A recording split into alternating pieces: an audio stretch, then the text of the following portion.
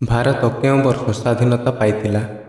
ଆପଣଙ୍କର ଅପସନ୍ ହେଉଛି ଅପସନ୍ ଏ 1941, option B 1946, option C 1947, option D 1945। ଆପଣଙ୍କର ସଠିକ୍ ଉତ୍ତରଟି ହେଉଛି ଅପସନ୍ ସି 1947। ଆପଣଙ୍କର ପରବର୍ତ୍ତୀ କ୍ୱେଶ୍ଚନ୍ ହେଉଛି ଭାରତର ପ୍ରଥମ ପ୍ରଧାନମନ୍ତ୍ରୀ କିଏ ଥିଲେ? ଆପଣଙ୍କର ଅପସନ୍ ହେଉଛି option A Jawaharlal Nehru, option B Subhash Chandra Bose, option C Mahatma Gandhi, option D Rabindranath Thakur. ଆପଣଙ୍କର ସଠିକ୍ ଉତ୍ତରଟି ହୋଇଯିବ ଅପସନ୍ ଏ ଜବାହରଲାଲ ନେହେରୁ। ଆପଣଙ୍କର ପରବର୍ତ୍ତୀ କ୍ୱେଶ୍ଚନ୍ ହେଉଛି ଭାରତର ଜାତୀୟ ପତାକା କିଏ ଡିଜାଇନ୍ କରିଥିଲେ? ଆପଣଙ୍କର ଅପସନ୍ ହେଉଛି ଅପସନ୍ ଏ Subhash Chandra Bose, option B Jawaharlal Nehru, option C Rabindranath Thakur, option D Pingali Venkaiah.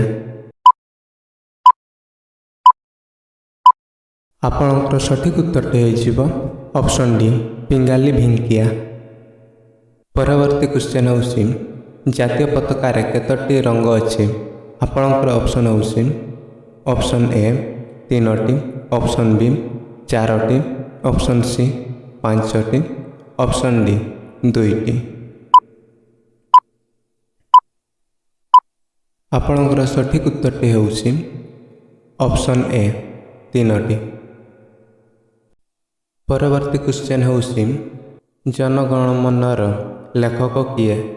ଆପଣଙ୍କର ଅପସନ୍ ହେଉଛି ଅପସନ୍ ଏ Subhash Chandra Bose, option B Jawaharlal Nehru, option C Rabindranath Thakur, option D Pingali Venkaiah. ଆପଣଙ୍କର ସଠିକ୍ ଉତ୍ତରଟି ହେଉଛି ଅପସନ୍ ସି ରବୀନ୍ଦ୍ରନାଥ ଠାକୁର। ଆପଣଙ୍କର ପରବର୍ତ୍ତୀ କ୍ୱେଶ୍ଚନ୍ ହେଉଛି କେଉଁ ଦିନ ସ୍ୱାଧୀନତା ଘୋଷଣା କରାଯାଇଥିଲା? ଆପଣଙ୍କର ଅପସନ୍ ହେଉଛି ଅପସନ୍ ଏ 15 August 1947, option B 14 August 1947, option C 16 August 1946, option D 15 August 1946। ଆପଣଙ୍କର ସଠିକ୍ ଉତ୍ତରଟି ହେଉଛି ଅପସନ୍ ଏ 15 ଅଗଷ୍ଟ 1947। ଆପଣଙ୍କର ପରବର୍ତ୍ତୀ କ୍ୱେଶ୍ଚନ୍ ହେଉଛି ଆଜାଦ ହିନ୍ଦ ଫୌଜର ପ୍ରତିଷ୍ଠାତା କିଏ ଥିଲେ?